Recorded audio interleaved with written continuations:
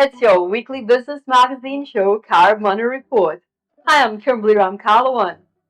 This week, Caribbean shines at Afreximbank annual meetings in Nigeria, furthering South-to-South relations. Jamaica opens a $50 million business processing facility, and Barbados launches $500 million international bond. And This Week in History looks at Jamaica's decision to increase cash reserve ratios and how it affected the broader economy. It's all coming up in this week's episode.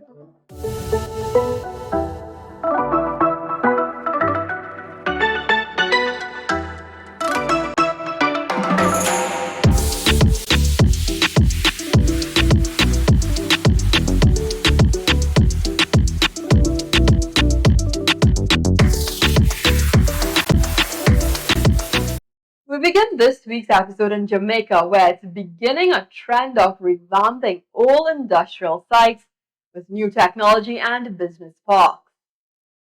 Jamaica opened its largest to date business process outsourcing facility this week. Chairman of the MJS Industrial and Technology Park, Michael Sobrati, says the facility not only hosts technology-driven companies, but industrial as well, creating numerous jobs for those in the district. This is now the largest BPO operation under one roof in the entire Caribbean. And they're not just call centers. They're doing AI-driven work for top US companies, health insurance, travel operations, even Airbnb. We've created 2,800 jobs, on track to 5,000. Strategically located at what used to be an old textile factory site in St. Catherine, partners P.B. Scott of the Musson Group described it as ideal for its business needs, with particular interest in the utilization of sustainable energy resources. Proximity to major highways provides excellent connectivity, ensuring ease of access for a growing workforce. Being situated where we are means we can draw from a large and eager talent pool within and around Spanish Town, significantly reducing commute times for our employees. The upcoming incorporation of solar energy, for instance, significantly reduces our carbon footprint and aligns with our global environment responsibilities. The presence of a deep water well ensures a reliable and sustainable water source, a critical resource in any major development. We also have the unique advantage of being located adjacent to GC Foster College. This proximity creates a powerful synergy between co-job creation, educational infrastructure, and even athletic potential. While the project is solely private sector driven, the government's partnership comes in through the provision of land, space, and energy resources, to which Prime Minister Andrew Holness shared as providing the right environment for investment. But more so for having the courage to put the resources behind this $50 million development, which is significant. The government policy is clear that we are willing to partner with business. We are supportive of business. We will engage in public-private partnerships, and we will make government-owned assets available to the private sector to develop. Another step on the rung of investment. Security, big issue. Government is dealing with that. There is no question that this administration has dealt with it in a decisive way. And the results will continue to be in our favor. Jamaica will be a peaceful country. Another step on the investment ladder. MJS is a member of the Musson Group of companies. The Caribbean was represented in Nigeria this week for the annual Afreximbank's annual meetings. There, much talk was had on how the bank's investment into the diaspora markets intends to unlock its potential. Sharing insights into what has worked for the region, particularly Barbados, was Governor Kevin Greenidge, who shared the importance of limiting how much concessional financing is used as a means of minimizing country debts while increasing its investment opportunities at the same time. We must be proactive in using concessional finance resources, not reactive. And what I mean by that, not waiting for a crisis to use them. We should use them to crowd in capital in the areas we want. And not just for development goals, but for investment opportunities. We must guard against concessional financing becoming a vehicle to dilute policy or ownership. We need to insist on transparency. We need to insist on country ownership. I insist that they're aligned with our national development priorities. And so, in short, concession financing and de-risking, as you mentioned, it's not about attracting cheap money. It's about structuring money that works for us. Caribbean Development Bank President Daniel Bass said his organization had been using grant policy, removing the challenges often faced with value-depleting loans from multilateral institutions based in the North to innovate and unlock regional potential. Caribbean Development Bank President Daniel Bass says his organization had been using grant policies as a way of removing the challenges often faced with value-depleting loans from multilateral institutions based in the North to innovate and unlock regional potential. It's about how do we remove value-depleting layers within the current global financial architecture to move resources to people further. And also, as my colleague mentioned, how do we catalyze the private sector's involvement into the development sphere? What we call a contingent recoverable grant, where we provide grant resources to St. Kitts Nevis to explore the resource. And when the resource is proven and they can actually move now to generation and generate revenue from it, then and only then it would convert into a loan where they can pay back from the resources generated. In the event that the resource is not proven, it remains a grant and doesn't add to the debt overhang of the country. This is what we in the Global South have to do because let's face it, nobody's coming to save us.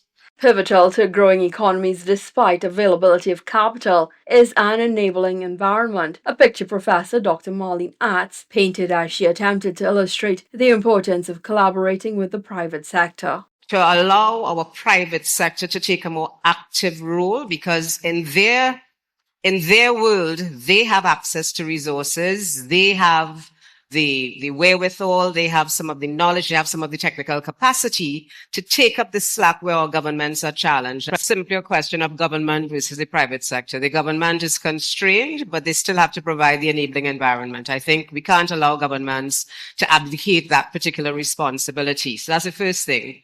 The second thing is capital and vision go hand in hand. And that capital, if you have all of the capital in the world, but you don't have the vision in terms of what you want to be when you grow up, as the case might be, then that capital is hollow. There's no home for it. And similarly, if you have a vision, but you don't have the capital, then you're impotent, as it were.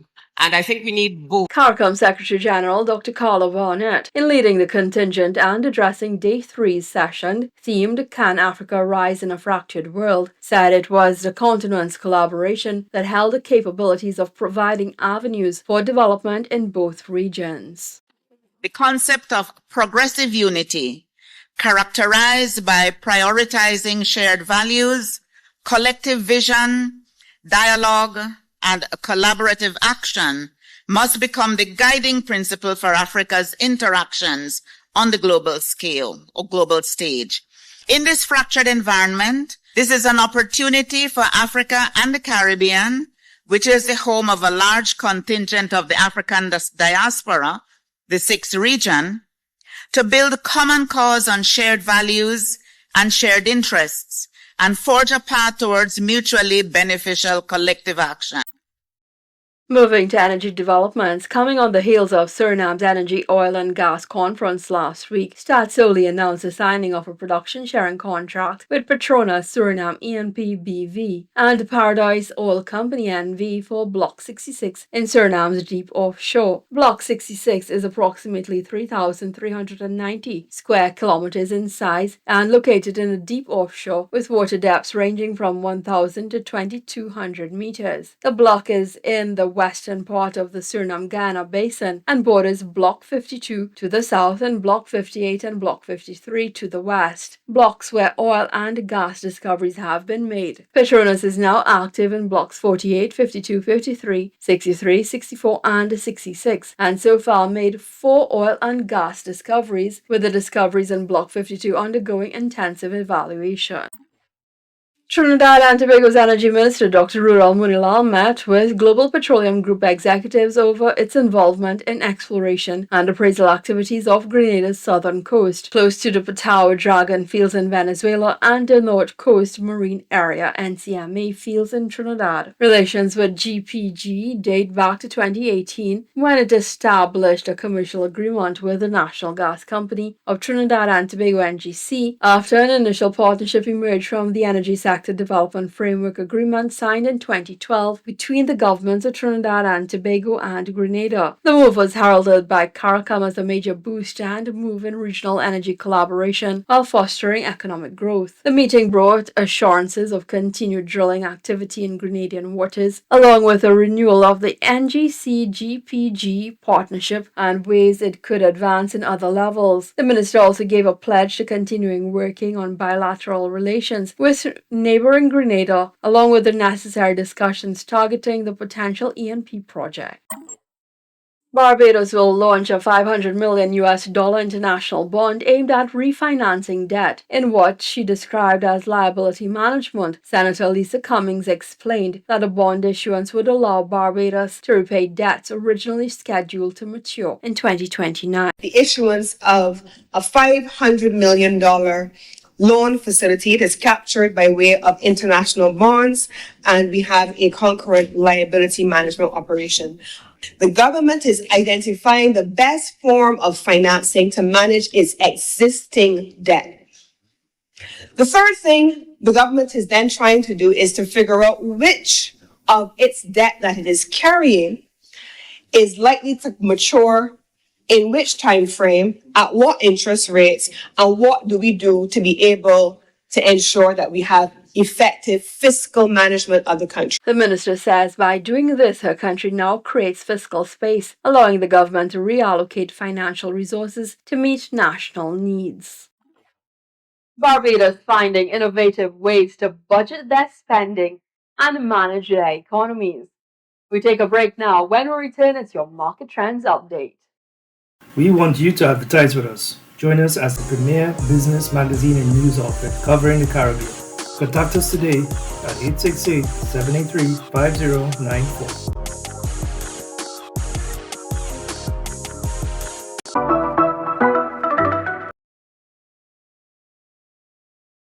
Welcome back. It's now time for Market Trends.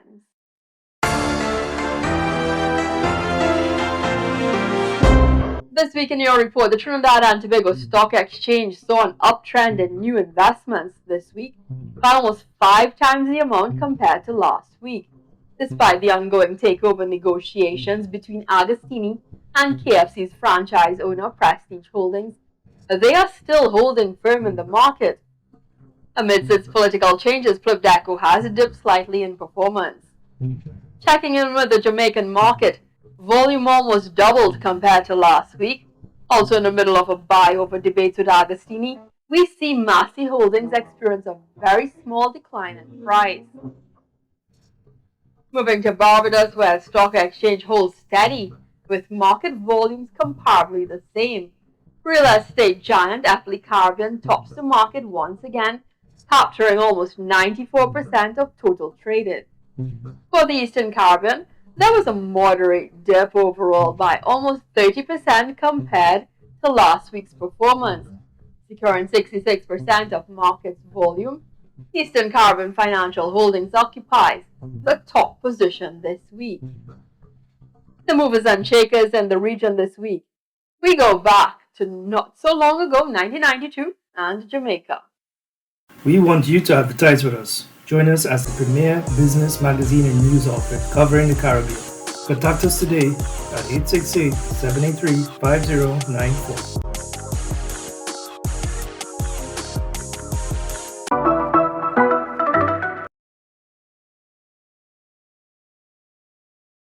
Shortly after P.J. Patterson was sworn in 1992, the BOJ took a decision that would increase cash reserve ratios and would ultimately affect their economy.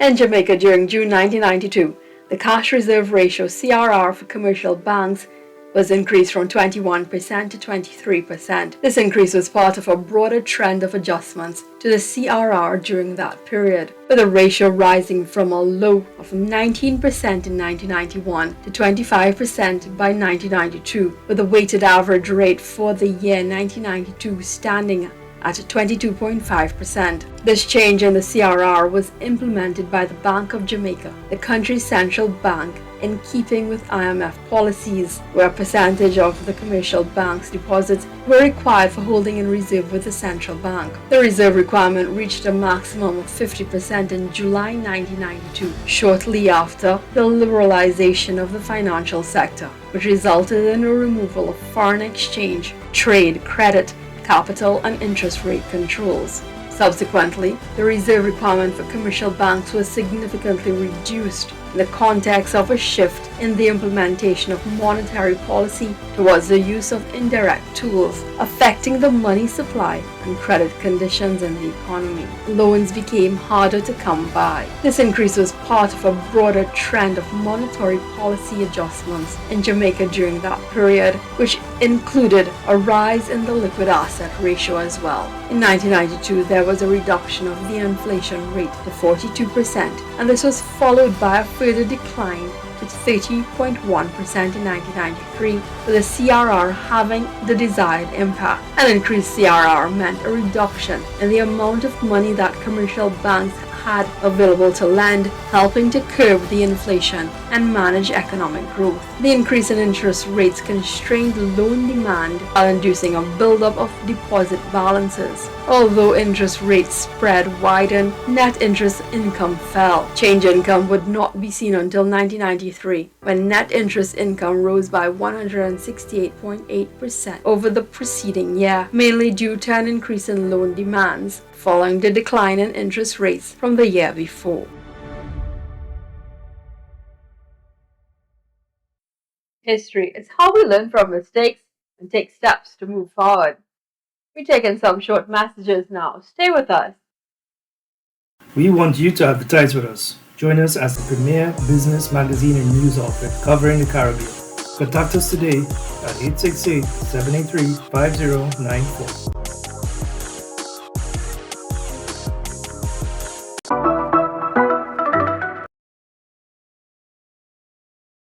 We want to thank you for joining us for Carib Money Report.